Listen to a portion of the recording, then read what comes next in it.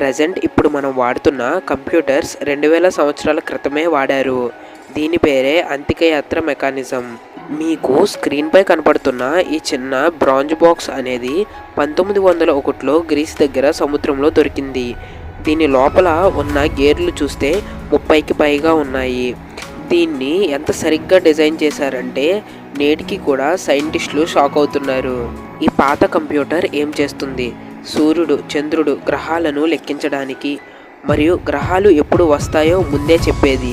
ఇది ఇప్పటి టెక్నాలజీ కాదు, 2000 సంవత్సరాల క్రితమే. ఈ కంప్యూటర్ ఎటువంటి ఎలక్ట్రానిక్స్ సర్క్యూట్స్ ఉండకపోయినా పనిచేస్తుంది. సైంటిస్టులు దీన్ని ప్రపంచంలోనే మొదటి అనలాగ్ కంప్యూటర్ అని కూడా పిలుస్తారు. ఈరోజు కూడా శాస్త్రవేత్తలు దీన్ని పూర్తిగా అర్థం చేసుకోలేకపోయారు. ఈ కంప్యూటర్ని ఎలా తయారు చేశారో, దీన్ని తయారు చేయడానికి కావాల్సిన నాలెడ్జ్ వాళ్ళకి ఎక్కడి నుంచి వచ్చిందో ఇప్పటికీ కూడా మిస్టరీగానే ఉంది. ఇలాంటి మరిన్ని విషయాల కోసం మన ఛానల్ని ఇప్పుడే సబ్స్క్రైబ్ చేసుకోండి.